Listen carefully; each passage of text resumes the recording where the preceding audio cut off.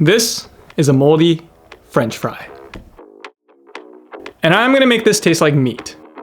Probably, assuming I don't die first. Meat, specifically beef, has dry aging, which is an incredible flavor multiplier. But vegetables don't really have anything like that. Well, I guess lacto fermentation, but that's like pickling and it makes everything kind of sour. I'm thinking I could get fries to have that funky dry aged flavor using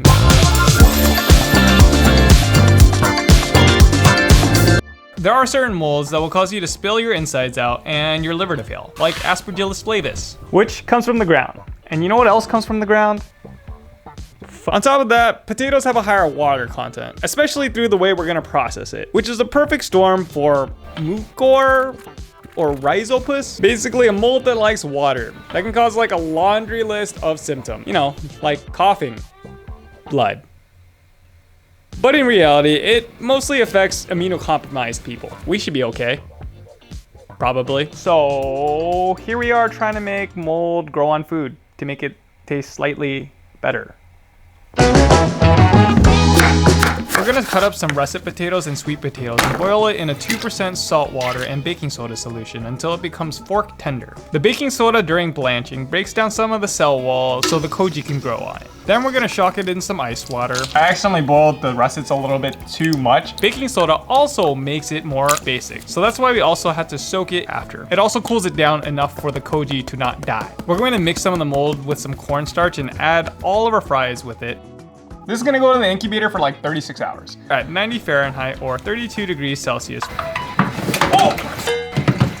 Just because you have some toxic aunts and uncles in your family doesn't mean the rest of your family is, you know, trying to kill you. Families have that chill cousin. In this case, it's Aspergillus oryzae, or koji, that is used for making miso, soy sauce, and sake. I explained the science in a few other videos where I try to grow it on steak, I tried to grow it on pork, and also I made a hamburger into fish sauce with it. So you can watch those if you want. I actually didn't think this was gonna work because potatoes are like all carb, which the amylase can get to work on breaking carbs into sugars, which is supposed to give you a sweeter product. The real flavor is when the enzyme protease converts proteins into the king of flavor, MSG, making things have a deeper umami and that meaty, funky flavor. But potato.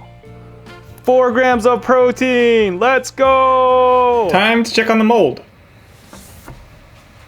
That's real moldy. All the mold's white, which is good, showing that it's just koji and not the other mold because those are all colored like green, beige, yellow, brown. So the fact that it's all white is good. Oh no, that's bad. I f***ed up so bad. So that was really dangerous. I could have gotten really sick. So when I opened up the cooler, you know, everything looked good and it had that kind of smell of koji. But then now that I think about it, it also had this extremely sour smell. That was not okay. Yeah, it turns out the inside of the potatoes are not sterile. The salt boil was not enough to protect the potato to last through a day and a half of cultivating koji on it. So we gotta do this again the hard way. We're gonna blanch the potatoes until the exterior gets nice and soft.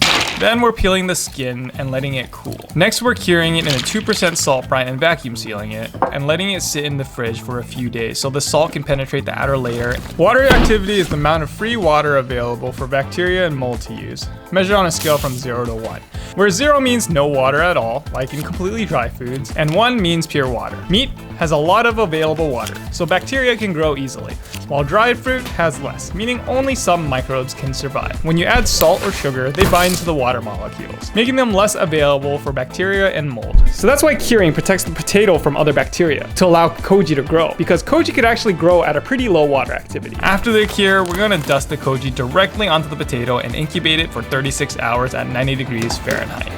All right, 36 hours. There's no sour smells this time. Seems pretty safe. Everything looks good, except that's black mold. So I'm thinking what ended up happening was that because of the shape of the potato, moisture accumulated at the bottom, causing molds like mucor or rhizopus or whatever black mold that is to grow, because that was like an anaerobic or a low air environment, and the koji couldn't thrive and outcompete. So I have to do this all again, except with one modification. It's so close. It's so close. So this time I soaked a towel in tequila and salt, and then I let it dry all the way so it could pasteurize it. And I'm gonna put it right over my grate and then put my potatoes on it so that it absorbs any of that excess moisture. Okay, 36 more hours.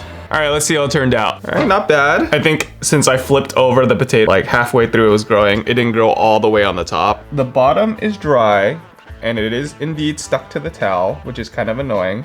I ripped a chunk of it off, but it looks like it's all good. It only took 3 tries, which means it took like 3 weeks to do. No sour smells, no black mold, nice.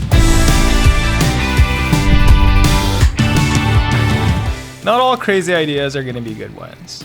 Most of them will fail, but some of the most groundbreaking innovations once seemed insane. And I get why people are skeptical. I'd be too. Mold isn't just rot. At first glance, it's just something bad. But other times, it transforms food into something incredible. People will doubt you. And at times, you're probably gonna doubt yourself too. Does it taste like meat? Not really. The funk doesn't come out as much. I think I tasted more on the sweet potato. And it tastes kind of like mushroomy, and not sure how much I prefer that over a normal fry. The part where the mold grew onto the fry tastes the most like dry aged, funky, cheesy flavor. I wish my mind was gonna be more blown because I spent a lot of time working on this project, but not really too mad about it because I learned a lot. Even if the lesson is just knowing what doesn't work. Sometimes the steps that feel the craziest at first, that's cool, are the ones that lead you exactly where you need to be. Well, thanks for watching. Have a good day.